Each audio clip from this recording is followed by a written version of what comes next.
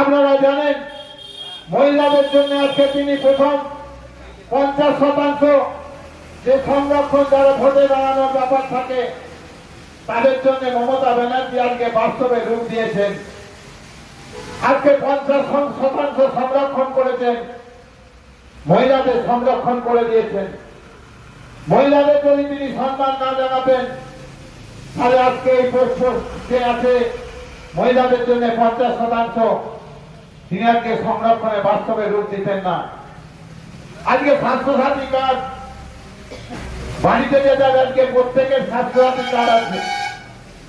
আপনারা জানেন মহিলাদের সম্মান জানানোর জন্য, মহিলাদের নিরাপত্তার জন্য আজকে তিনি মহিলাদের প্রধান করে স্বাস্থ্যসাথী যারা ছাত্রছাত্রী যারা আজকে আন্দোলনে সামিল হয়েছেন তাদের কাছে অনুরোধ করে যায় আপনারা